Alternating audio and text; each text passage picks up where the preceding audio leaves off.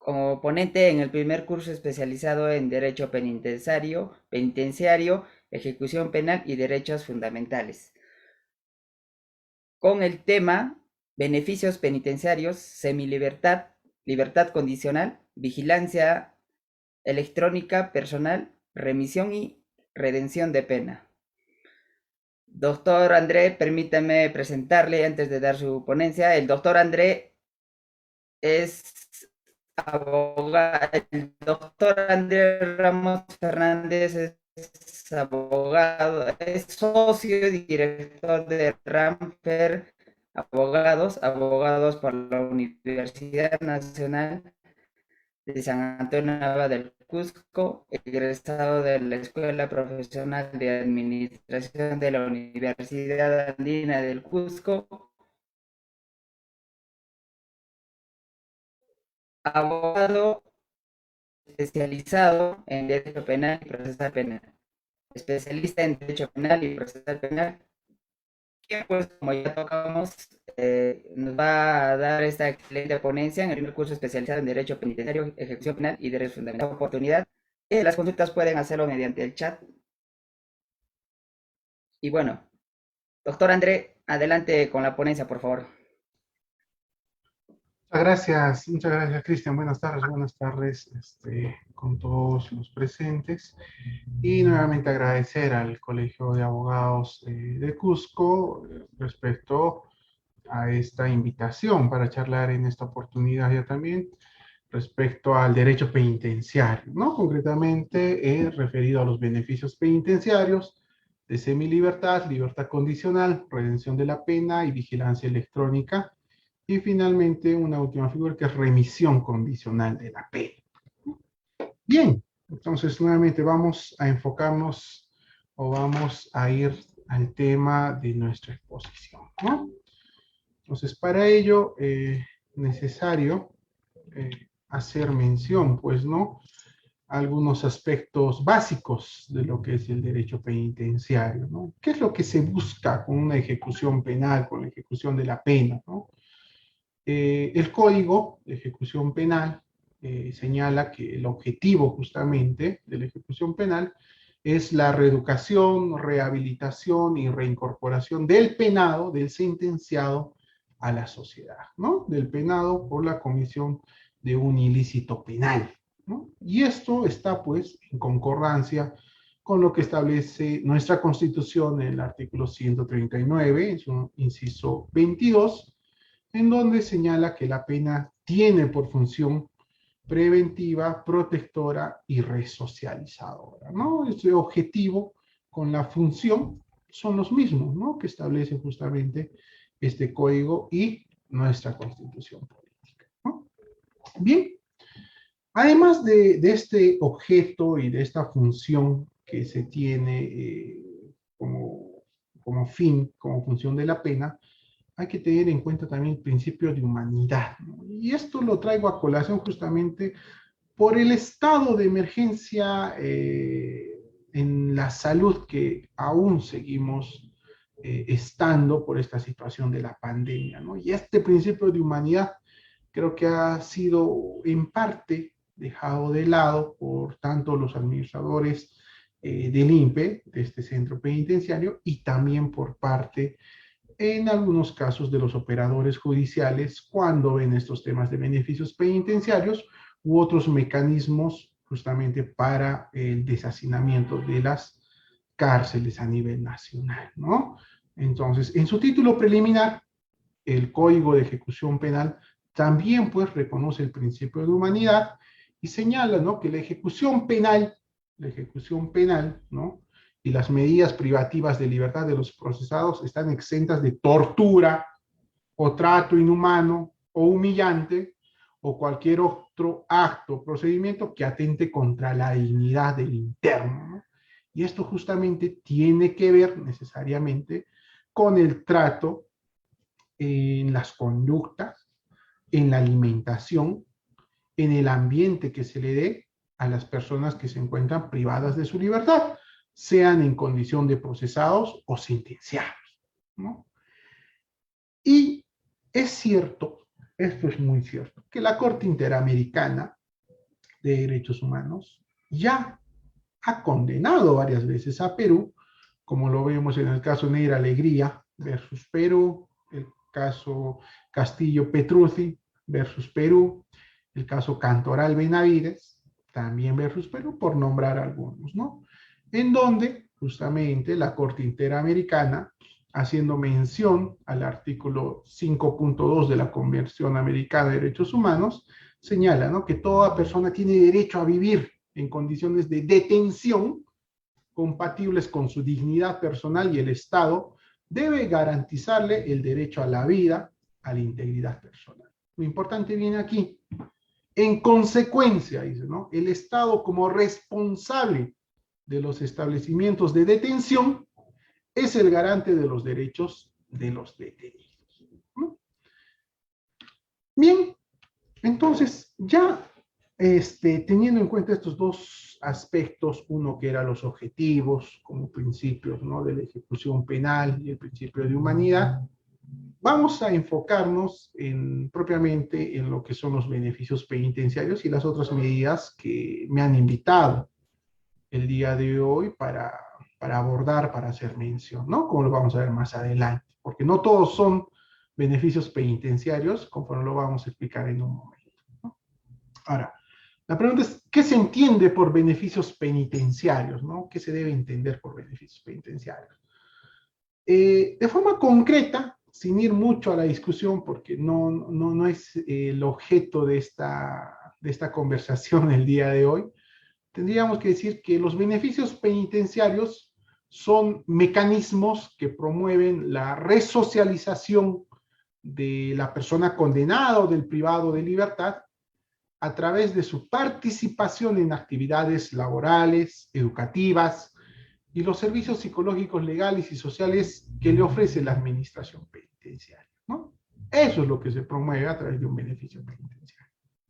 ¿Cuál es la naturaleza de un beneficio penitenciario? Esta discusión de larga data y que hasta el momento no es pacífica, ¿no?, respecto a que si los beneficios penitenciarios son principios, garantías, derechos que tiene o no el condenado, al menos en la jurisprudencia del propio Tribunal Constitucional peruano ya se ha establecido, ¿no?, que los beneficios penitenciarios no son derechos fundamentales, ¿no?, sino que son garantías previstas por el derecho de ejecución penal, cuyo fin es concretizar el principio constitucional que hacíamos mención al inicio, ¿no?, ese principio constitucional de resocialización y reeducación del interno a fin de que pueda reincorporarse a la sociedad, ¿no? Entonces ahí también hay varios pronunciamientos del Tribunal Constitucional conforme lo estamos viendo en la presente lámina, ¿no? Entonces ya tenemos una idea básica de qué podría ser un beneficio penitenciario,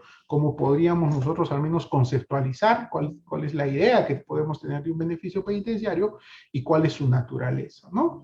No son, como ya hemos señalado, derechos fundamentales, sino son garantías que ayudan a concretizar ese principio constitucional de resocialización y reeducación, ¿no? Bien, vayamos entonces con los beneficios penitenciarios propiamente, ¿no?, que es el objeto de la charla del día de hoy. Muy bien. Entonces, para referirnos a los beneficios penitenciarios, en estricto sentido, ¿no?, necesariamente tenemos que remitirnos al Código de Ejecución Penal, ¿no?, que el año 2021, en febrero del 2021, a través del Decreto Supremo 3/2021, se integró o se sistematizó a través de este texto único ordenado, ¿no?, en donde señala que los beneficios penitenciarios son el permiso de salida, la redención de la pena por trabajo y educación, el beneficio de semilibertad, el beneficio de liberación condicional, la visita íntima y otros beneficios que también se encuentran regulados en este texto único ordenado, ¿no? Entonces, vamos delimitando el objeto de la presente charla, ¿no? Como beneficios penitenciarios que me han solicitado o que en todo caso me han invitado a poder charlar el día de hoy, dentro de este catálogo que señala este texto único ordenado del Código de Ejecución Penal, vamos a hacer referencia a tres, ¿no? La redención de la pena por trabajo y educación, el beneficio de semilibertad y finalmente el beneficio de liberación condicional. Entonces vamos a hacer referencia a tres beneficios penitenciarios que se encuentran en el catálogo del Código de Ejecución Penal. Bien, empecemos por el beneficio que suele tramitarse más, ¿no? El que tiene más incidencia en la etapa de ejecución de los procesos penales. ¿Cuál es este? El beneficio de semilibertad, ¿no? Este está regulado en el artículo 53 de este Código de Ejecución Penal, y lo que se señala es que este beneficio de semilibertad permite que el interno, con primera condena efectiva, egrese del establecimiento penitenciario para efectos de poder trabajar o estudiar, ¿no? Entonces, el Código de Ejecución Penal ya nos, a través de esta descripción, nos conceptualiza un poco de lo que es este beneficio de semilibertad, ¿no? Es un beneficio en el cual un condenado, siendo su primera condena, se retira o permite su egreso del establecimiento penitenciario con el fin de trabajar o estudiar, ¿no? Y que para ello se requieren necesariamente algunos requisitos, ¿no? Entonces, el beneficio de semilibertad requiere de requisitos, ¿no? Primero, que cumpla la tercera parte de la pena. Y esto es de la pena concreta, la pena final que se le impone en la sentencia, ¿no? El sentenciado, segundo requisito, no tenga proceso pendiente con mandato de detención. Tercer requisito, que el interno o el condenado se encuentre ubicado en la etapa mínima o mediana seguridad de régimen cerrado ordinario, ¿no? Cuarto, que cumpla con pagar los días multa fijados en la sentencia. Eso será, de ser el caso, ¿no? En caso el delito por el cual, en este caso, el interno ha sido condenado, tenga previsto como una de las penas principales el pago de días multas, esta tendrá que ser cancelada. Y como quinto requisito, se señala para acceder al beneficio de semilibertad que el interno, el condenado, cumpla con pagar el total o parcialmente la reparación civil fijada en la sentencia, ¿no? Atendiendo al criterio del juez, nos dice, basado en la capacidad de cumplimiento de pago que tiene el interno, ¿no? En ningún caso el monto parcial debe ser menor al 10% del monto total. Ha habido modificatorias en este ya ahora texto único ordenado del Código de Ejecución Penal, y ciertamente antes se hacía mención al pago de la reparación civil, pero ahora se ha delimitado más, ¿no? Entonces ya existe un criterio que en todo caso el juez, al analizar la procedencia o no del beneficio penitenciario solicitado, analizará la capacidad económica que el interno pueda tener a fin de cumplir justamente el pago de esta reparación civil. Y que en todo caso, se señala, en todo caso, este pago de reparación civil debe de ser cancelado en no menos del 10%.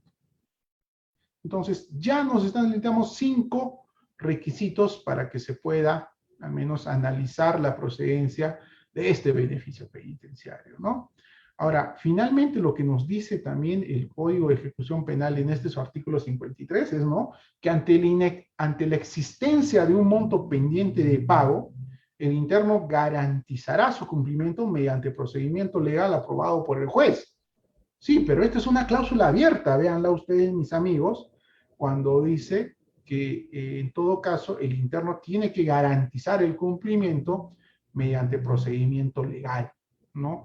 Ahora, ¿qué cosa podríamos entender por un procedimiento legal? Que dentro de este incidente de beneficio penitenciario solicitado pueda ponerse en garantía tal vez algún bien, ¿no? Eso podría ser posible. Nosotros creemos que sí, puede ser procedente dejar en garantía un bien mueble, inmueble que tenga algún alcance patrimonial a fin de garantizar justamente el cumplimiento, ya sea del pago de los días multa o de la reparación civil, ¿no? Porque en este caso, ustedes están viendo que en este último párrafo de este artículo 53, esta garantía respecto del pago no se delimita únicamente respecto a la reparación civil, ¿no? Entonces, si no se delimita únicamente respecto a la reparación civil, puede que también haga referencia al pago de los días multa, de ser el caso, ¿no?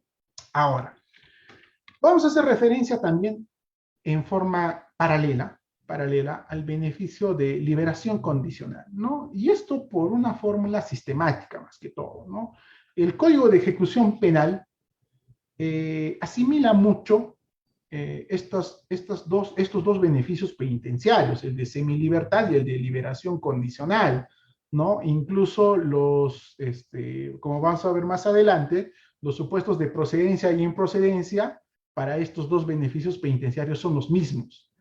Entonces, conviene trabajarlo de forma conjunta, estos dos beneficios penitenciarios, ¿no?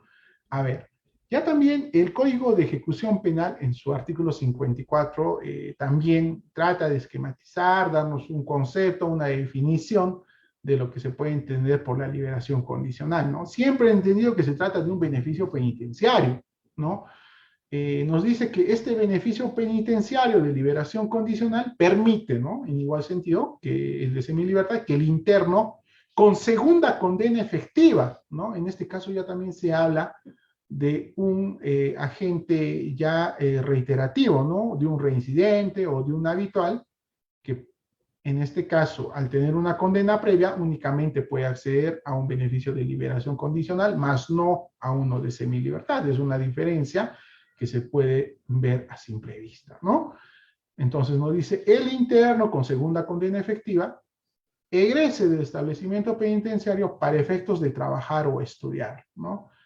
Ahora, ¿por qué yo hacía referencia? ¿Por qué yo hago referencia o subrayo este tema de que el beneficio penitenciario, tanto de liberación condicional como el de semilibertad, ¿no? Tienen características comunes y otras distintas, ¿no? Por ejemplo, las características comunes es que la finalidad de estos dos beneficios penitenciarios de declararse procedente es que el interno egrese, ¿no? Porque existen beneficios penitenciarios que pueden ser tratados fuera del establecimiento penitenciario, ¿no? Estos dos beneficios penitenciarios se dan dentro del establecimiento penitenciario con la finalidad de que el interno egrese, ¿no? Esa es una característica común de estos dos beneficios penitenciarios. Y además, el efecto o la finalidad de otorgarse estos dos beneficios penitenciarios es o el fin de trabajar o el fin de estudiar, ¿no? Esa es otra característica común que tienen estos dos beneficios penitenciarios. Claro, y la diferencia, el aspecto antagónico de estos dos, sí será que para la semilibertad se requiere que en este caso, el condenado o el sentenciado sea un agente primario, ¿no? Mientras que para la liberación condicional, el interno ya tiene que tener una condena previa, ¿no? Tenga que ser un reincidente que ya, en todo caso, se ha encontrado privado de su libertad en un establecimiento penitenciario. Bien, ahora, ¿cuáles son los requisitos? Porque también se requieren requisitos para acceder o para que se declare procedente este beneficio de la liberación condicional, ¿no? A diferencia de la semilibertad, en la liberación condicional se requiere que el interno, el condenado, haya cumplido con la mitad de la pena, ¿no? Recordarán ustedes que en el de semilibertad se requería un tercio del cumplimiento de la pena. Para la liberación condicional se requiere que se cumpla la mitad de la pena. Nuevamente, la pena impuesta, ¿no? La pena concreta finalmente que se ha determinado en la sentencia, ¿no? Segundo requisito, no tenga proceso pendiente con mandato de detención, ¿no? Tercer requisito, se encuentre ubicado en la etapa mínima, mediana o máxima seguridad del régimen cerrado ordinario. Eso lo vamos a ver más adelante cuando trabajemos el tema de redención, porque ahí se va a ver esto con mayor claridad, el tema de las etapas y de los regímenes que se trabajan en el INPE respecto a los internos o a los condenados, ¿no? Cuarto requisito, se cumpla con pagar los días multas fijados en la sentencia. Nuevamente, eso de ser el caso, ¿no? Quinto, cumpla con pagar total o parcialmente la reparación civil fijado en la sentencia, atendiendo nuevamente el criterio del juez basado en la capacidad de cumplimiento del pago que tiene el interno, ¿no? En ningún caso el monto parcial debe ser menor al 10% total, ¿no? Y finalmente se reitera lo mismo, ¿no? Ante la existencia de un monto pendiente de pago, el interno garantizará su cumplimiento mediante procedimiento legal aprobado por el juez. Entonces, ustedes, amigos, estarán pudiendo ver que existen requisitos similares, iguales, entre el beneficio de semilibertad y el de liberación condicional, ¿no? Y hay algunos que sí son distintos. Por ejemplo, el cumplimiento de la pena en cuanto a su cantidad, ¿no? Uno requiere de 1/3 y el otro requiere de la mitad, ¿no? Lo que sí es igual es que en los dos beneficios penitenciarios, el interno solicitante no tenga que tener ningún proceso pendiente con mandato de detención, entiéndase esto como la medida cautelar restrictiva de prisión preventiva, ¿no? Porque se hace mención a un proceso pendiente, ¿no? Los dos coinciden en que en este caso el solicitante se encuentra ubicado en la etapa mínima, mediana o máxima seguridad de régimen cerrado ordinario. Ordinario, esa es la clave, ¿no? Que vamos a ver más adelante. Otro criterio común es que para los dos beneficios penitenciarios cumplan con pagar los días multas de ser el caso y en igual sentido respecto a la reparación civil. Ahora, nuestra legislación en el Código de Ejecución Penal ha regulado supuestos de improcedencia y casos especiales para denegar, o justamente tal cual, declarar improcedente estas solicitudes de beneficios penitenciarios referidos a semilibertad y liberación condicional, ¿no? Y lo que nos ha dicho el Código de Ejecución Penal en su artículo 55 es pues que los beneficios de semilibertad y liberación condicional no son procedentes para los condenados o internos que hayan cometido delitos vinculados al crimen organizado, ¿no? Conforme la ley 30.077, ¿no? Ley referida a la ley contra el crimen organizado. Ustedes cuando van a revisar esta ley de crimen organizado van a encontrar un catálogo de tipos penales o de delitos que se consideran que estarían inmersos o dentro, posiblemente de ser el caso, en un supuesto de crimen organizado. Entonces, todo ese catálogo de esos delitos no son procedentes para acceder a un beneficio penitenciario, ¿no? Tampoco se puede declarar procedente un beneficio penitenciario de semilibertad o liberación condicional cuando el interno ha sido condenado por el delito de feminicidio, lesiones graves por violencia contra las mujeres e integrantes del grupo familiar. Y esa es una modificatoria reciente, porque recordarán ustedes que este tipo penal también no tiene más allá de 4 años, en realidad, ¿no? Este delito de lesiones graves por violencia contra las mujeres integrantes del grupo familiar, ¿no? Aquí estamos viendo una represión máxima. Incluso tal vez podría decirse que acá se puede ver la aplicación del derecho penal del enemigo, ¿no? Donde hay una represión ya excesiva respecto a la configuración o comisión de este delito de lesiones graves por violencia contra las mujeres integrantes del grupo familiar, porque más allá de denegarse, por ejemplo, ¿no? De que este delito, conforme se ve en la práctica, muy rápidamente va a procesos inmediatos. La suspensión de la pena privativa de libertad está prohibida para este delito. Y conforme también se ha tenido la modificatoria mediante este texto único ordenado en el Código de Ejecución Penal, tampoco sería procedente un beneficio penitenciario. Es decir, el Estado ha reprimido en todas las vías, ha castigado y ha sancionado este supuesto de hecho, que son las lesiones contra mujeres integrantes del grupo familiar. Pero bueno, más allá de la discusión de este delito, vemos que no es procedente, ¿no? Ningún tipo de beneficio penitenciario referido al beneficio de semilibertad o liberación condicional. Pero también no será procedente estos dos beneficios al condenado por el delito de secuestro, por el delito de trata de personas en sus distintas modalidades, ¿no?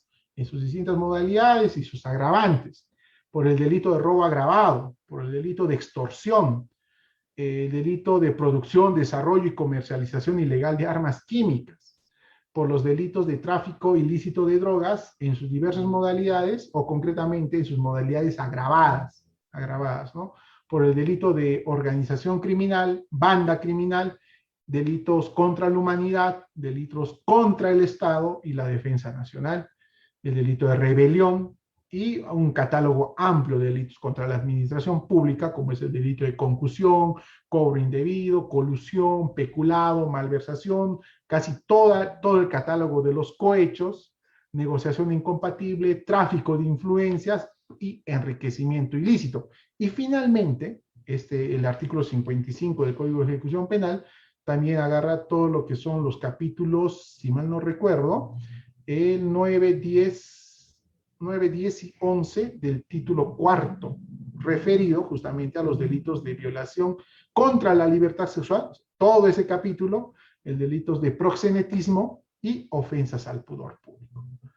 Todos estos tipos penales que he hecho referencia, e incluso todo este capítulo del segundo libro del Código Penal, son improcedentes para poder acceder a un beneficio, ya sea de semilibertad o liberación condicional, ¿no? Estamos viendo acá una pequeña evolución constante, permanente, de negatoria de beneficios penitenciarios para los delitos graves, en todo caso, porque esa es la finalidad, o en todo caso es lo que estamos viendo, el motivo del legislador para seguir incrementando supuestos de improcedencia de beneficios penitenciarios, ¿no? Más allá de la crítica que pueda haber respecto a la improcedencia de estos delitos, entendemos que lo que sí está viendo es una sobrecriminalización y en este caso en concreto para la etapa ya de ejecución, también un sobredimensionamiento de la improcedencia de estos beneficios penitenciarios, ¿no? Ahora, hay un caso especial, sí, referido a la improcedencia de estos dos beneficios penitenciarios de semilibertad y liberación condicional, ¿no?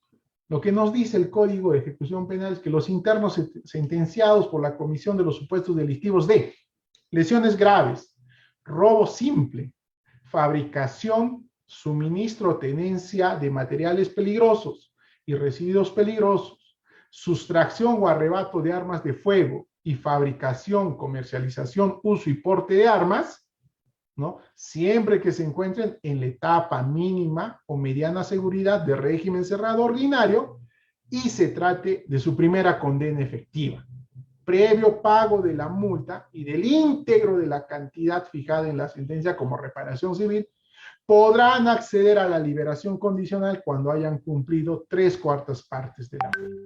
Miren, lo que al menos acá podemos ver en este caso especial de improcedencia de estos delitos, ¿no? Que están en esta lámina con color azul, lesiones graves, entre otros, hay un supuesto, yo entendería, de incoherencia o de mala técnica legislativa. Porque primero hace referencia que el primer requisito es que para que puedan acceder los solicitantes condenados por estos delitos, primero que ellos sean agentes primarios, o sea, tienen que tener una sola condena, ¿no? Entonces, nosotros habíamos visto que los requisitos para aquellos que son agentes primarios pueden acceder a un beneficio de semilibertad. Pero miren, aquí en este caso especial se dice que podrán acceder a la liberación condicional, ya también hace referencia, ¿no? Entonces, miren la mala técnica legislativa, porque habla de liberación condicional, entendemos que se refiere a un agente reincidente o secundario, pues sin embargo, confunde esto cuando dice que el solicitante tiene que tener una primera condena, ¿no?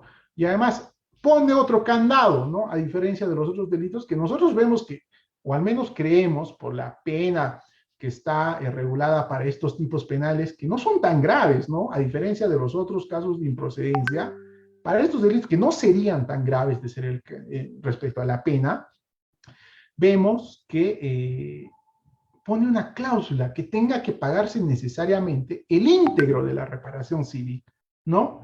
Y además sube la cantidad de pena cumplida, que tengan que haber cumplido 3/4 partes de la pena. No entendemos por qué en este caso hay nuevamente esta sobreexposición o sobredimensionamiento de las exigencias para acceder a este beneficio penitenciario para estos delitos, ¿no? Lesiones graves, ¿no? Robo simple, incluso ni siquiera es un robo agravado, ¿no?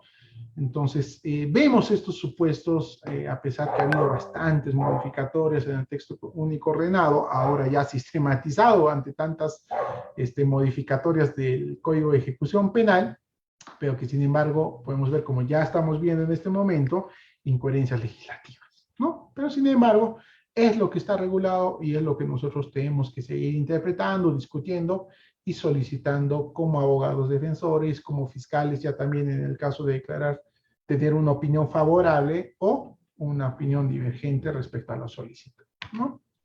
Bien, vayamos a otro punto, siempre respecto a estos dos, primero, a estos dos beneficios penitenciarios, de semilibertad y liberación condicional. ¿Cómo es la tramitación? ¿Cuál es el plazo y los requisitos que se requieren para el expediente, ¿no? Ahora hace referencia a un expediente administrativo, ¿no? Lo que se dice, lo que se indica, es que el Consejo Técnico Penitenciario, ¿no? A pedido del interesado, en este caso del solicitante, obviamente, del condenado del interno, en 15 días hábiles desde su solicitud, bajo responsabilidad, organiza el expediente de semilibertad o de liberación condicional y que este expediente debe contar con los siguientes documentos, que son justamente los requisitos formales, ¿no? Primero, la copia certificada de la sentencia, ¿no? Consentida o ejecutoriada, hace referencia al Código de Ejecución Penal, entonces se entiende que esta sentencia tiene que tener la calidad de cosa juzgada, ¿no? Además, en este expediente se tiene que poner el certificado de conducta, es decir, los actos de indisciplina que haya podido tener el solicitante, interno, ¿no? Y las medidas disciplinarias que se le han impuesto mientras dure el registro de la sanción disciplinaria, ¿no? Otro documento que tiene que anexarse es el certificado de antecedentes judiciales a nivel nacional, ¿no? Especificándose que el interno no registra proceso pendiente con mandato de detención, ¿no? También, justamente, este documento es, si ustedes se van a dar cuenta, estos documentos son los que dan paso o son los documentos medios de prueba que acreditan los requisitos justamente para poder acceder a los beneficios penitenciarios, ¿no? El otro documento necesario es el certificado de cómputo laboral o de estudios, ¿no? Referido a las horas debidamente computabilizadas o trabajadas y las notas aprobatorias que haya podido tener el interno si ha realizado estudios dentro del establecimiento penitenciario. Esto principalmente respecto a un beneficio que lo vamos a trabajar más adelante referido a la redención, ¿no? Que es acumulable justamente con estos dos beneficios ya de semilibertad o el de liberación condicional. Otro documento que tiene que anexarse en el expediente por parte del Consejo Técnico es la constancia de régimen de vida, ¿no? Indicando el régimen, ahí sí, el régimen en el que se encuentra, ordinario, cerrado o especial, la etapa en la que se encuentra ubicado, la etapa puede ser de mínima, mediana o máxima seguridad, esto justamente para los requisitos para acceder a los beneficios penitenciarios, y también, o mejor dicho, donde esta constancia muestre el resultado de todas las evaluaciones semestrales de tratamiento que ha sido objeto interno, ¿no? El siguiente documento que se tiene que anexar es el informe del Consejo Técnico Penitenciario sobre el grado de readaptación del interno, ¿no? En donde se dice que también se deberá de informar cualquier otra circunstancia personal útil para el pronóstico de la conducta. Ciertamente, hay conductas, hay hechos, circunstancias que los internos realizan dentro del establecimiento penitenciario, ¿no? Puede ser ayudas de labor entre los internos, algunas actividades cívicas que ayude justamente a la resocialización del interno, actividades, por ejemplo, de sensibilización. Estas actividades pueden ser registradas, ¿no? Y con ello podría dar paso a que el interno se entienda, ¿no? Que el interno está readaptándose o está buscando justamente actos que puedan demostrar su voluntad de regresar totalmente rehabilitado a la sociedad, ¿no? Entonces, ¿hay otras circunstancias que se pueden acreditar? Sí, y que son útiles justamente para poder acceder al beneficio penitenciario, según lo valore el juez, y que sí pueden ser necesarios, ¿no? Y finalmente, el otro documento que se tiene que anexar, ¿no?, en este expediente es el certificado notarial, municipal o judicial que acredite el domicilio o lugar de alojamiento del interno, ¿no? Este tiene que ser un documento que acredite donde el interno, de acceder, de declarársele procedente su beneficio penitenciario, va a residir, ¿no? Bien, entonces estos documentos son los que dan paso justamente a la formación del expediente que va a ser analizada posteriormente en la audiencia de beneficio penitenciario, ¿no? Y que lo vamos a ver ahora a través justamente del procedimiento. ¿Cómo es el procedimiento de un beneficio penitenciario? ¿No? En el texto único ordenado, que ya hemos hecho referencia tantas veces, se indica, ¿no? Recuerden, el solicitante, el interno, hacía su solicitud al Consejo Técnico Penitenciario. El Consejo Técnico lo realizaba dentro del plazo de 15 días hábiles. Una vez terminado este expediente con todos los documentos que hemos hecho mención, lo remite al juzgado, ¿no? Entonces ahí empieza el procedimiento de beneficio penitenciario ya en la vía judicial. El juez recibe el expediente administrativo, se señala que dentro del plazo de 5 días hábiles evalúa previamente el juez en despacho si este pequeño expediente administrativo cumple con todos los documentos que hemos hecho mención, con los requisitos necesarios a efectos de admitir a trámite el beneficio penitenciario, ¿no?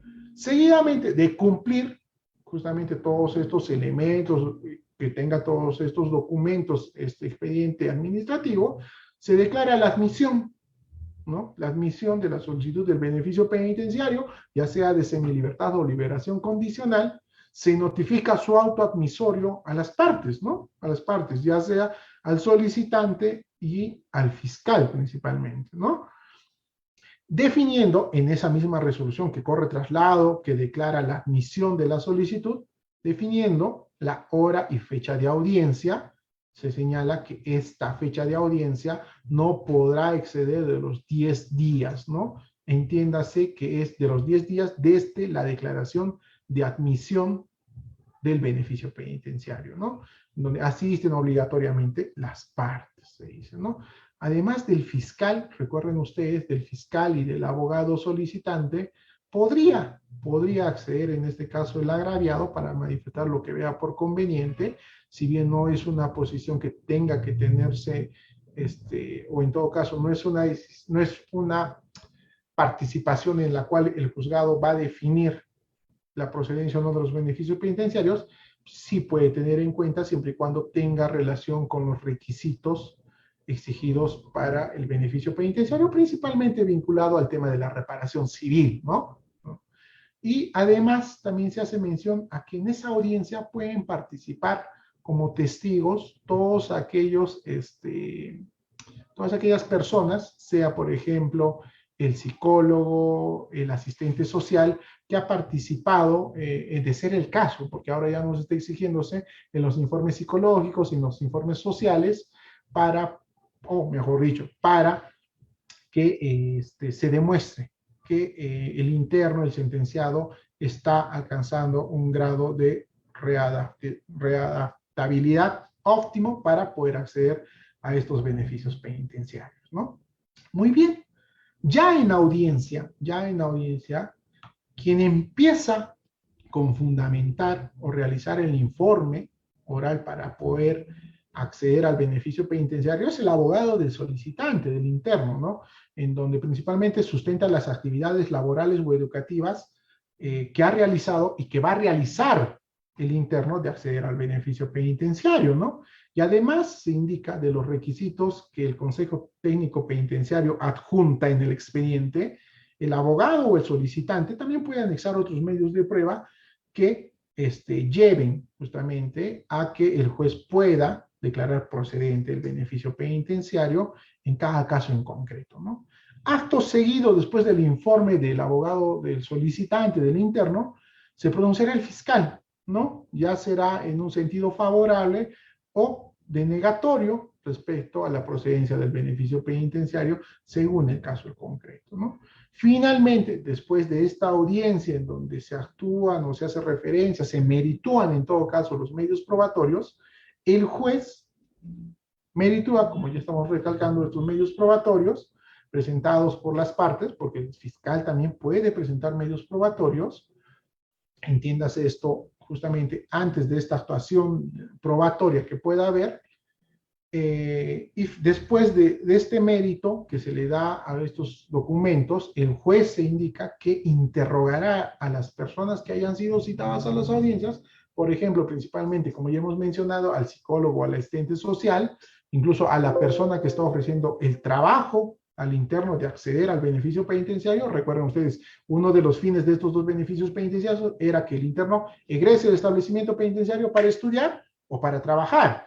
Y si es para trabajar, muchas veces son empresas o personas que ofrecen un trabajo justamente al interno en caso de acceder al beneficio penitenciario, ¿no? Entonces, esa persona que ofrece el trabajo puede ir, ¿no?, a la audiencia y explicar cuáles son los términos de ese ofrecimiento de trabajo que está realizando al interno, ¿no? Por ejemplo.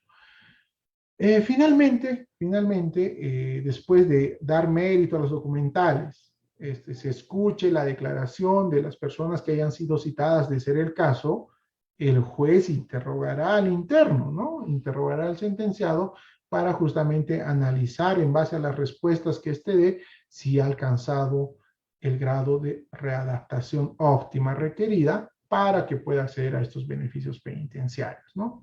La resolución del beneficio penitenciario respecto a la procedencia o no se tiene que dar en la misma audiencia o dentro de los 2 días hábiles, ¿no? Procede el recurso de apelación contra esta resolución que declare procedente o improcedente el beneficio penitenciario, y en caso el juez resuelve en la misma audiencia, la parte que no esté de acuerdo con la resolución lo puede impugnar en la misma audiencia o también en el plazo de 2 días hábiles, ¿no? La apelación, como se indica, no suspende la ejecución de esta resolución, ¿no? Y finalmente se indica que el juez elevará en el día los autos al superior, quien resolverá en el plazo de 5 días hábiles bajo responsabilidad. Para ello, puede citarse a una audiencia, a una vista de causa en sala, para que se pueda discutir los aspectos justamente de la apelación, ¿no? De la apelación referido a esta resolución que haya declarado procedente o improcedente el beneficio penitenciario. Pero para que el juzgado pueda declarar procedente o improcedente un beneficio penitenciario como el que estamos trabajando de semilibertad o de liberación condicional, el legislador ha señalado unos criterios taxativos que se encuentran en el Código de Ejecución Penal para que el juez pueda evaluar la procedencia de los beneficios, ¿no? Entonces, lo que el Código de Ejecución nos señala es lo siguiente, ¿no? El juez concederá el beneficio penitenciario, en este caso es semilibertad o liberación condicional, cuando durante la audiencia, por eso es muy importante la audiencia, se haya podido establecer que el interno ha alcanzado un grado de readaptación que permita pronosticar que no volvería a cometer nuevo delito. Eso es lo importante, ¿no? Y que al incorporarse al medio libre, en este sentido se dice, ¿no?, las actuaciones de las audiencias de beneficios penitenciarios se orientarán a debatir las condiciones de readaptación alcanzadas por el interno. ¿Y cuáles son estos criterios que el juez tiene que tener en cuenta para pronosticar que el interno no va a volver a cometer un nuevo delito porque se ha readaptado? Son los siguientes, ¿no?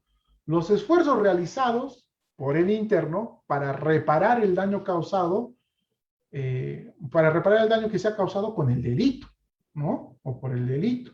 Segundo, los antecedentes penales y judiciales que haya podido tener el interno, entiéndase, antes, ¿no? Antes, o tal vez, de ser el caso, después de su condena por el delito por el cual está solicitando su beneficio penitenciario. Tercer criterio, las medidas disciplinarias que se le haya impuesto durante su permanencia en el establecimiento penitenciario, ¿no? Cuarto criterio, evaluar las actividades que realizan los internos durante su tiempo de reclusión, distintas a aquellas registradas por la administración penitenciaria, ¿no? Quinto criterio, el arraigo del interno, ¿no? En cualquier lugar del territorio nacional debidamente acreditado, ¿no? Y para el caso de extranjeros, se considera el arraigo con un certificado de lugar de alojamiento, ¿no? Y finalmente, el sexto criterio que se hace referencia es cualquier otra circunstancia personal útil para la formulación del pronóstico de conducta. Estos supuestos, estos criterios, mejor dicho, en todo caso, estos criterios que nos establece el Código de Ejecución Penal, son los que tienen que ser motivados en la resolución de procedencia o improcedencia de beneficio penitenciario, ¿no? Todos esos requisitos y los documentos que se adjuntan en el expediente de beneficio penitenciario justamente dan base a la motivación de estos criterios, ¿no? Y con ello declararse la procedencia o improcedencia de estos dos beneficios penitenciarios que estamos haciendo referencia. Ahora, pongámonos en el supuesto positivo, en el supuesto de que se otorgue el beneficio penitenciario, ya sea de semilibertad o de liberación condicional, ¿no? No termina el procedimiento con el simple otorgamiento del beneficio penitenciario, es decir, con la procedencia, ¿no?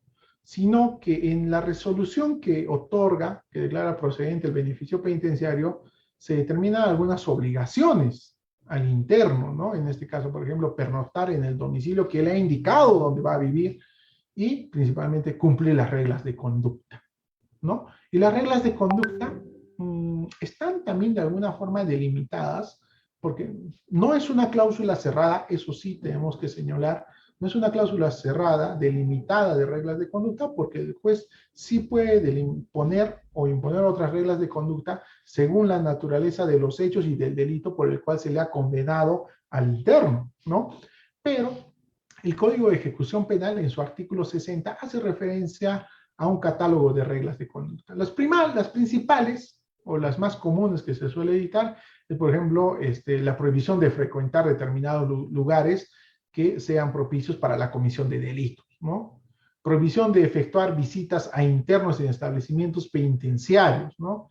La prohibición de contacto o comunicación de personas que integren o actúen justamente actividades delictivas, ¿no? Integran o realizan actividades delictivas, ¿no? La prohibición de ausentarse del lugar donde reside y variar domicilio sin la autorización del juez, ¿no?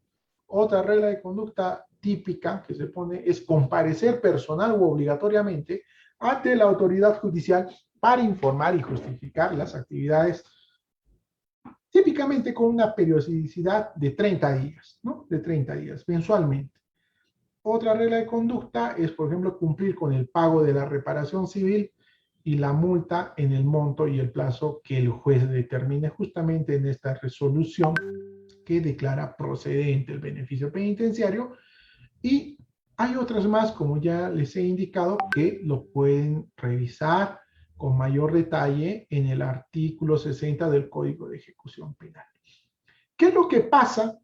¿Qué es lo que pasa en este caso si el beneficiado del beneficio penitenciario, ya sea de semilibertad o liberación condicional, no cumple pues estas obligaciones, ¿no? Por ejemplo, no ausentarse del lugar de residencia, no pernoctar en el domicilio que él ha declarado que va a vivir de forma permanente y continua, o no cumplir las reglas de conducta que hemos mencionado, ¿no? Puede proceder a solicitud, en este caso del Ministerio Público, a solicitud del Ministerio Público, la revocatoria del beneficio penitenciario, ¿no? E incluso podría hacerse de oficio cuando se demuestre o pueda tener conocimiento el juez que el beneficiado ha vuelto a cometer un delito doloso, ¿no? Durante el tiempo que reste para el cumplimiento de la pena que o por la cual había sido condenado, ¿no? Entonces se puede pedir la revocatoria ya estamos indicados por incumplimiento de algunas obligaciones que se le hayan impuesto o las reglas de conducta. Y tercero, si vuelve a cometer un nuevo delito doloso, ¿no? En ese caso, se revoca el beneficio penitenciario, nuevamente se le interna en este caso, a este condenado al establecimiento penitenciario para que cumpla lo faltante de su pena, por la pena condenada, desde el momento en el cual accedió al beneficio penitenciario, ¿no? Y en este caso, el condenado, ya con beneficio revocado, no podrá acceder a un nuevo beneficio penitenciario, ¿no?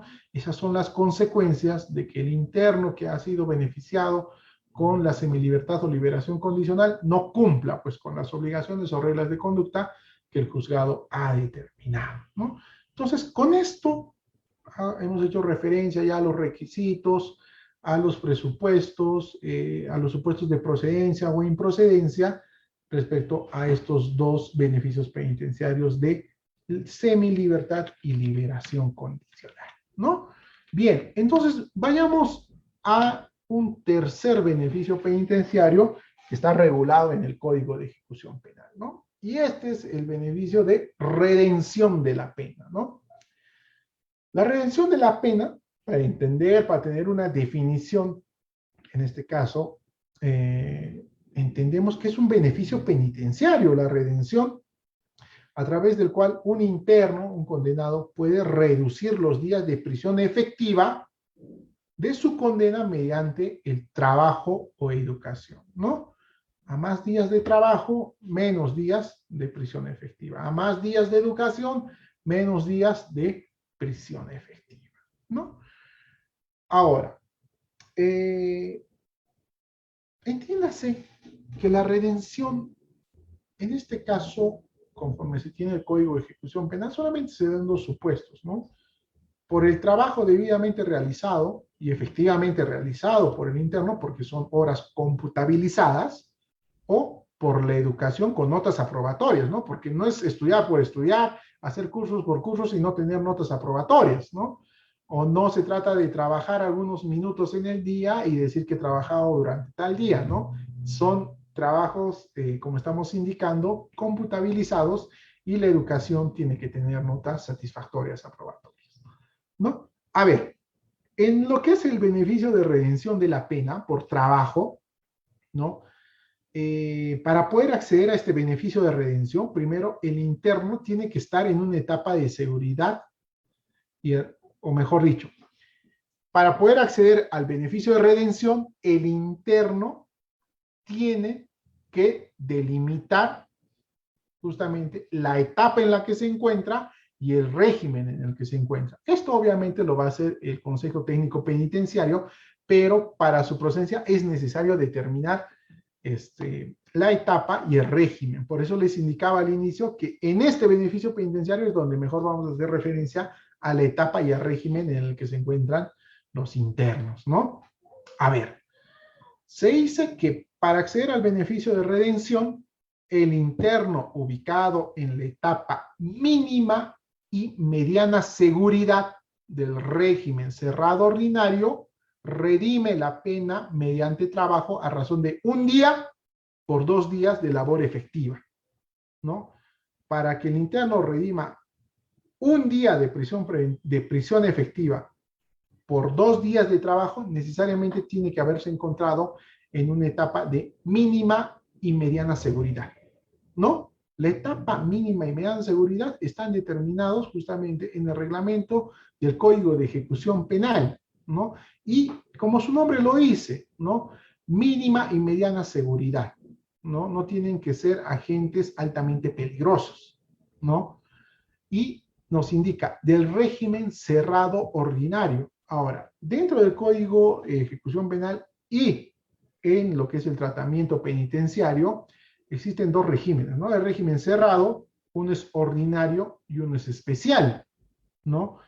Y la diferencia concreta, por decirlo de alguna manera, es que los que se encuentran en régimen cerrado ordinario se les trata con un control o limitación de sus actividades, es decir, todos los internos que se encuentran en este régimen tienen un control, pero es un control normal, ¿no? Un control eh, paralelo que se da para todos los internos, no es algo especial.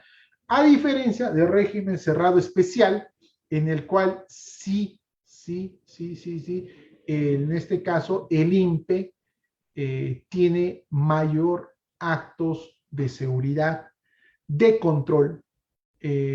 ¿Por qué? Porque el interno es reincidente, está condenado con delito, está condenado por delitos que invisten alta gravedad o cuyas penas son también altas o pertenecen a una organización criminal, entre otros, ¿no? Entonces, ahí se diferencia el régimen ordinario y el régimen especial, ¿no?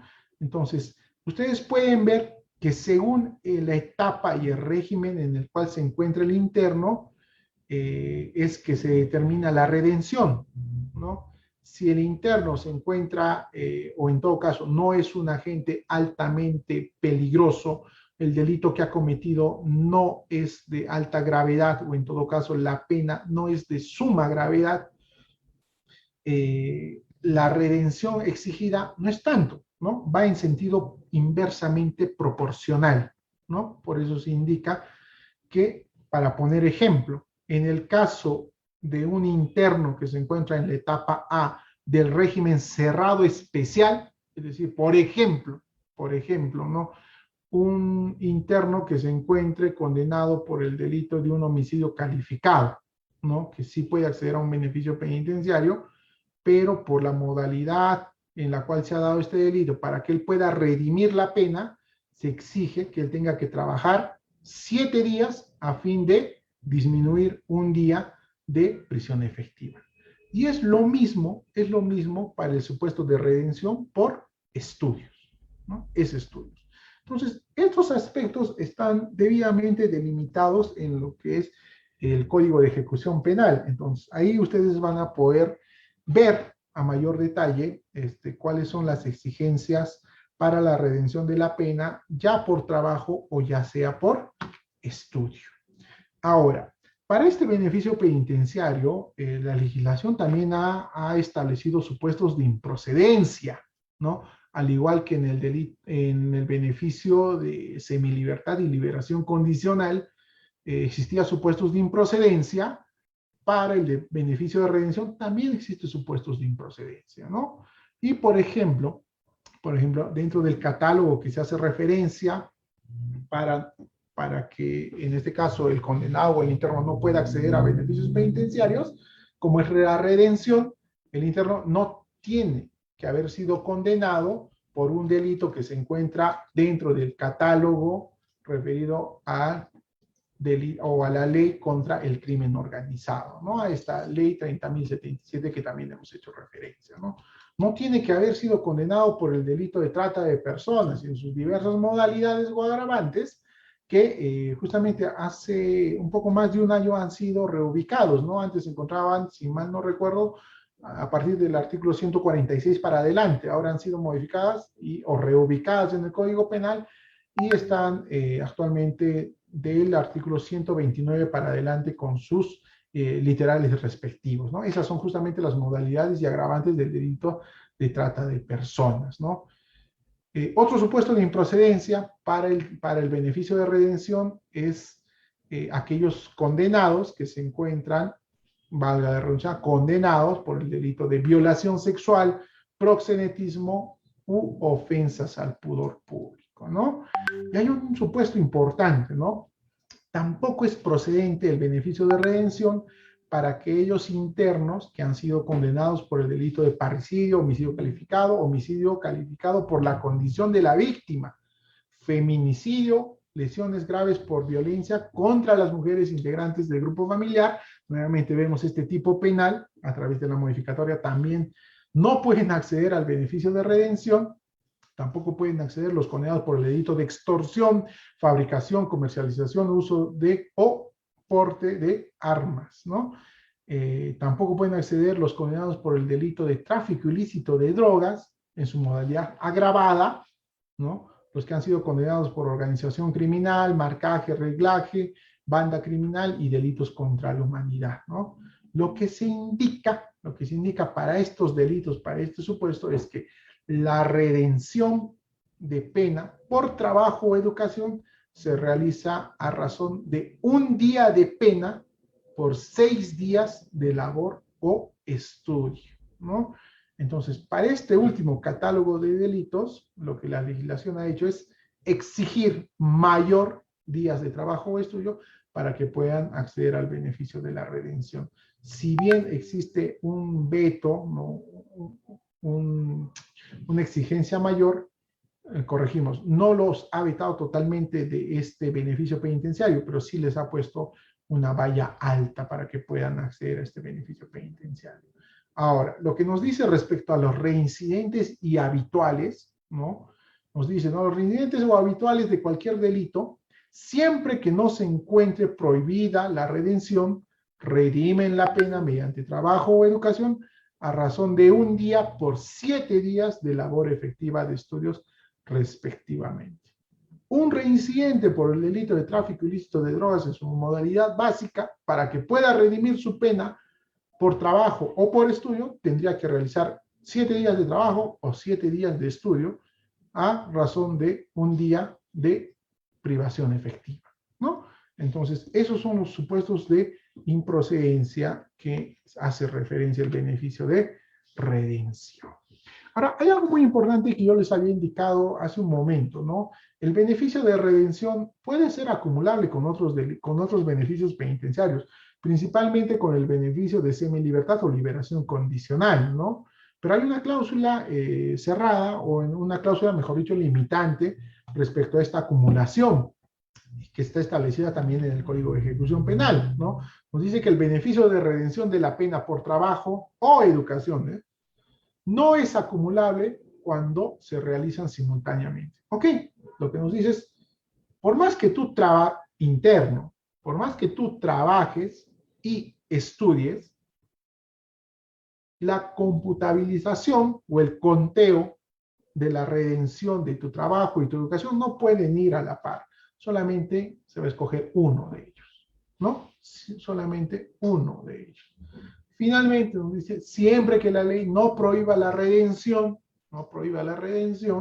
el interno podrá acumular el tiempo de permanencia efectiva en el establecimiento penitenciario con el tiempo de pena redimida por trabajo de educación para el cumplimiento de la condena o el cumplimiento del tiempo requerido, ¿no? Para acceder justamente al beneficio de semilibertad o liberación condicional. Esa es justamente la acumulación que yo les indicaba cuando se solicita el beneficio de semilibertad o liberación condicional. En esa solicitud se puede acumular lo que es el beneficio de redención de la pena por estudio o por trabajo.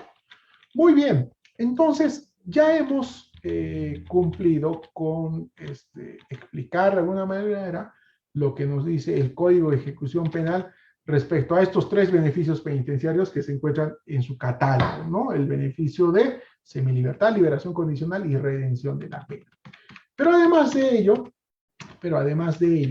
también nos han solicitado o nos han invitado a hablar respecto al tema de la vigilancia electrónica personal, ¿no? Este nuevo mecanismo, diría yo, de evitación de la privación personal que ha entrado en vigencia ya hace más de 11 años en nuestra legislación, pero que sin embargo ha tenido muy poca aplicación, ¿no?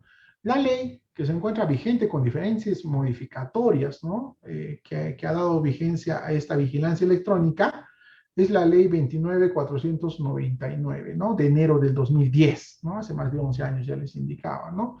Y que se encuentra con reglamento vigente, es decir, era una norma heteroaplicativa, ¿no? Que únicamente debe entrar en vigencia una vez que se aplique, o mejor dicho, que se apruebe su reglamento. Y su reglamento ha sido aprobado todavía también en el 2010, ¿no? Por ahí la crítica de decir, oiga, si hay una ley heteroaplicativa con su reglamento debidamente aprobado, ¿cómo es que no se pone en práctica esta vigilancia electrónica? Esta ley que hemos hecho referencia de vigilancia electrónica ha sido modificada principalmente por el decreto legislativo 1229 en septiembre de 2015 y ahora último por el decreto legislativo 1322 en enero de 2017. Esas dos son las más significativas. Si bien ha habido otras modificatorias, no han sido tan trascendentales y que, bueno, lo que hace referencia, en todo caso, respecto a la vigilancia electrónica, es lo que yo les indicaba en un inicio, ¿no? Respecto a la vigilancia, es que no es un beneficio penitenciario como tal, ¿no? Sino es un mecanismo de control que tiene por finalidad monitorear el tránsito de todo procesado o condenado, ¿no? Dentro de un radio de acción y desplazamiento, ¿no? Teniendo como punto de partida o de referencia el domicilio o el lugar que señale justamente la persona que va a ser objeto de vigilancia electrónica, ¿no? Entonces, primer supuesto o primer aspecto relevante, no es un beneficio penitenciario en sentido estricto, es un mecanismo de control que se aplica tanto a procesados como a condenados, ¿no? Y que tiene un radio, o mejor dicho, que tiene un ámbito de control en el radio que tiene como punto de referencia el domicilio que el condenado o el procesado va a señalar, ¿no? Eso es lo importante. Ahora, para el caso de los procesados, la vigilancia electrónica personal es una alternativa de restricción del mandato de comparecencia. Ciertamente, en el proceso penal existen medidas cautelares, ¿no? Comparecencia con restricciones, impedimento de salida, prisión preventiva, entre otros, ¿no? Que principalmente privan la libertad ambulatoria del procesado. Una alternativa para estos es la aplicación de la vigilancia electrónica, el grillete electrónico.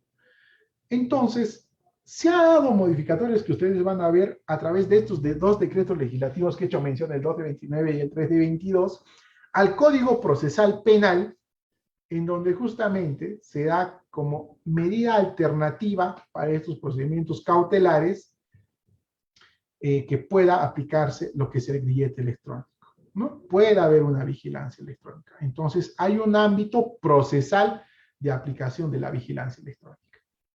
Otro supuesto. Para el caso de condenados, la vigilancia electrónica personal es un tipo de pena, ¿no? Aplicable por conversión, luego de impuesta una sentencia de pena privativa de la libertad. Ha habido una modificatoria, no estoy muy seguro cuál es el artículo, no se me viene a la cabeza, pero que se puede hacer conversión de la pena en ejecución de sentencia, ¿no? En ejecución de sentencia. Es decir, una vez que se está ejecutando la pena privativa de libertad efectiva, el interno condenado puede solicitar la conversión de esa pena y que en este caso pueda convertírsele a la pena de vigilancia electrónica. Y que para ello, nuevamente nos remitimos a estos dos decretos legislativos que han modificado la ley original, en la cual se ha modificado el Código Penal en algunos artículos, haciendo referencia a esta pena aplicable, ¿no? A esta pena de vigilancia electrónica personal. Entonces, ya estamos viendo un primer supuesto en el ámbito procesal. Ahora estamos viendo un segundo supuesto en el caso ya también de la ley material, ¿no? En el Código Penal. Y el tercer supuesto también tiene que ver con los condenados y se refiere ya también como beneficio penitenciario propiamente dicho. Y nos dice, ¿no? Para el caso de condenados que obtengan los beneficios penitenciarios de semilibertad y liberación condicional o liberación condicional, la vigilancia personal es un mecanismo de monitoreo.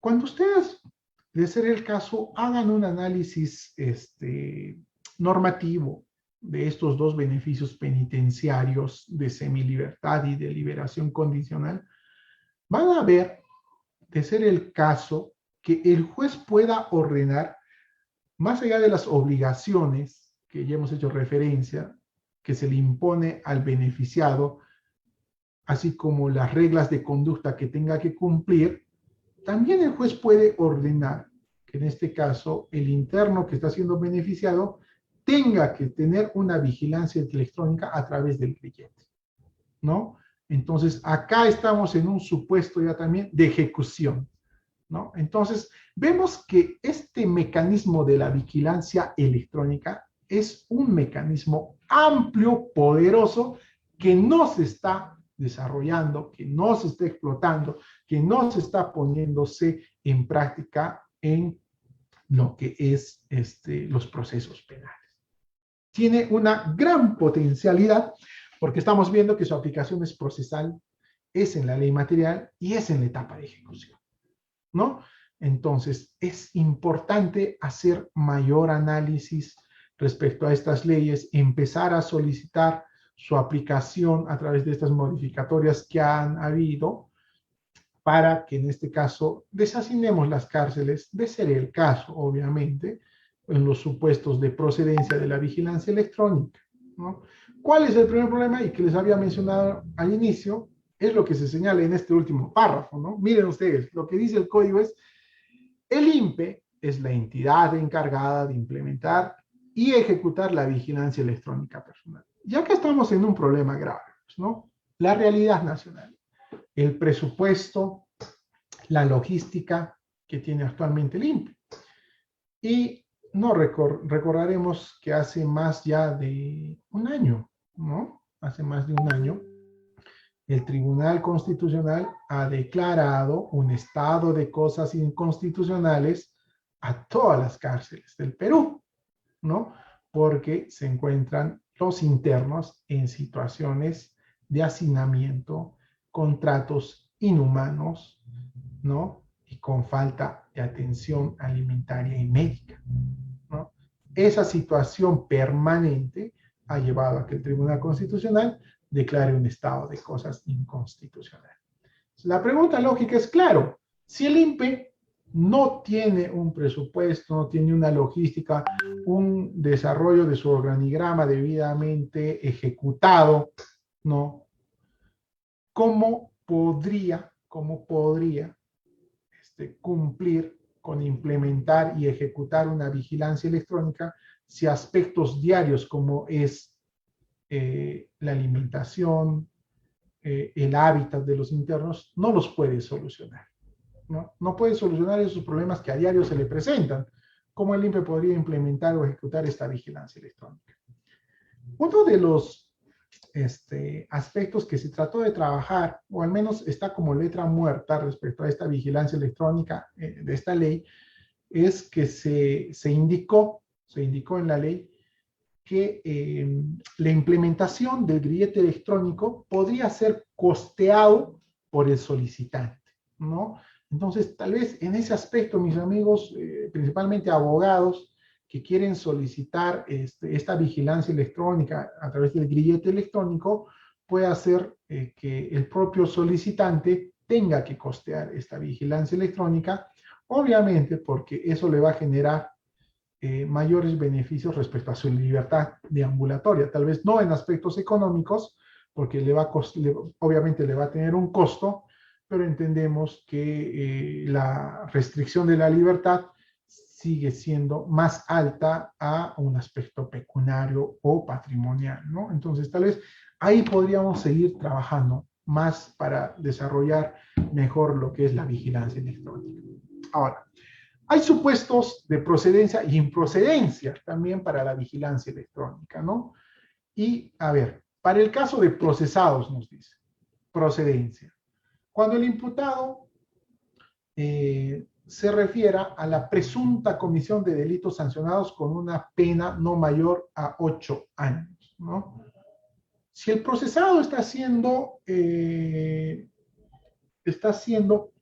este caso, investigado por un delito cuya pena no sea mayor a 8 años, ¿no? No sea mayor a 8 años, y para el cual se está solicitándose una comparecencia con restricciones, ¿no?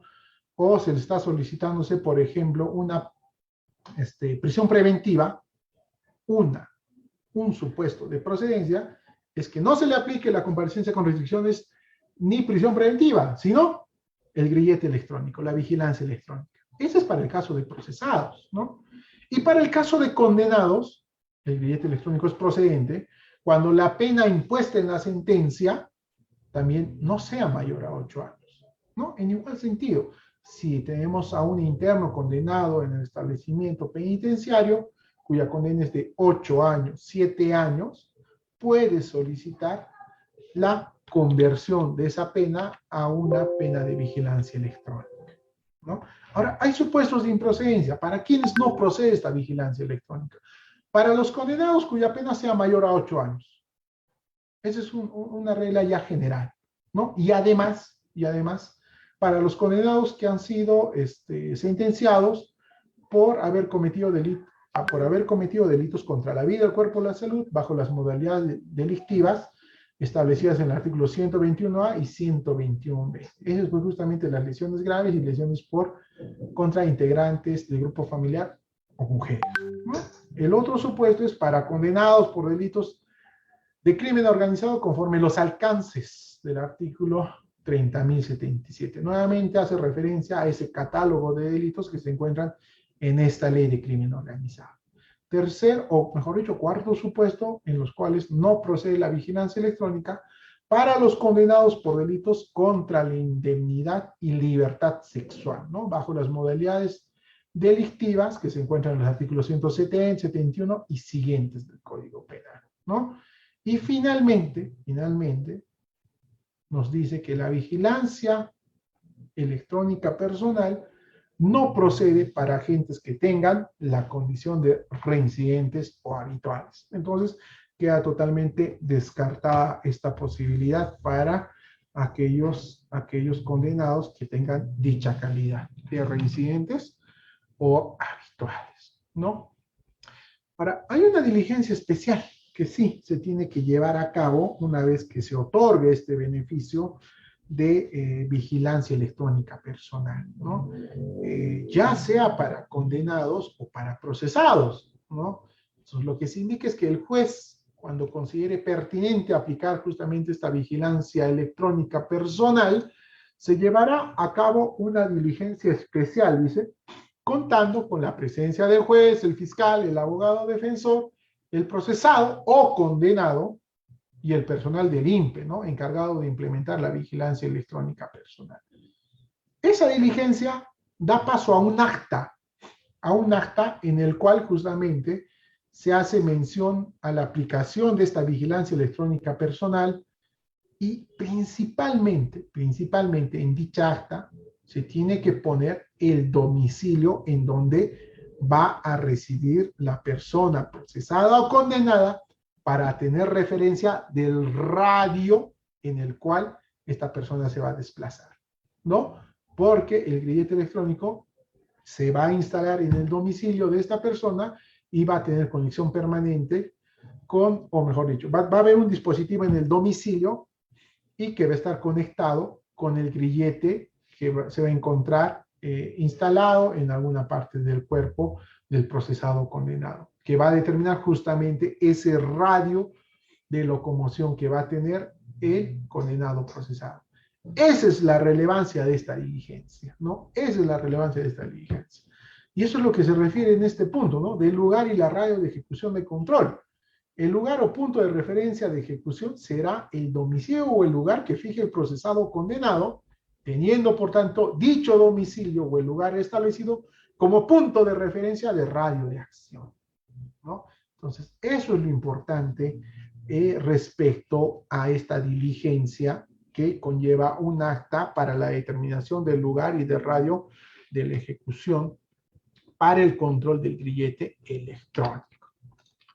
Muy bien, finalmente, el último tema que me han invitado a desarrollar es la remisión condicional de la pena y vamos a tratar de ser un poco más rápidos ya que nos hemos excedido en el tiempo. La remisión condicional de la pena no es como tal un beneficio penitenciario. Ha sido introducido a través del decreto legislativo 1513 en junio del 2020, justamente por estos temas de deshacinamiento de los establecimientos penitenciarios producto del contagio del COVID-19, ¿no? La remisión, por decirlo en términos concretos, es un perdón parcial de la pena impuesta, ¿no? Es eso. Ahora, hay supuestos de procedencia, ¿no? Que no están establecidos en este decreto legislativo 1513, ¿no? Ahora, nos dice que se aplica la remisión condicional de la pena para aquellos condenados con pena privativa de libertad efectiva no mayor de 8 años, ¿no? Que hayan cumplido la mitad de la pena impuesta y se encuentren ubicados en las etapas de tratamiento de mínima o mediana seguridad de régimen cerrado ordinario. Ese es el supuesto, ¿no? Que hayan sido condenados a no mayor de 8 años, que hayan cumplido la mitad de la pena impuesta y que se encuentren en etapa de tratamiento de mínima o mediana seguridad, ¿no? Dentro del régimen ordinario.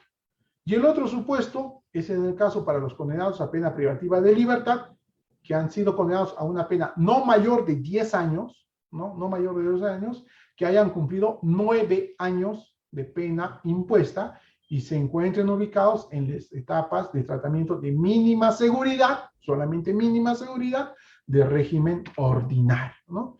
Y también hay un supuesto de improcedencia para la remisión condicional de la pena establecidos en este decreto legislativo 1513, que ustedes van a poder revisar y son principalmente para los delitos que también están impedidos acceder a los beneficios semilibertad, libertad condicional e incluso algunos para la redención de la pena, ¿no? Acá más bien lo que sí se incrementa son los delitos contra la familia, ¿no? Participación en pandillaje pernicioso, omisión de prestación de alimentos.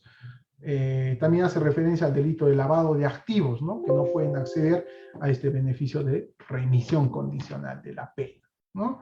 Entonces, entendemos finalmente que lo que se hace es que una vez que se declara procedente este beneficio de remisión condicional de la pena, el juez suspende la ejecución de la pena e impone reglas de conducta, ¿no? Suspende según los supuestos que hemos hecho mención acá, ¿no? Si ha sido condenado a 7 años, solamente es necesario que haya cumplido la mitad de la pena, 3 años y medio, ¿no?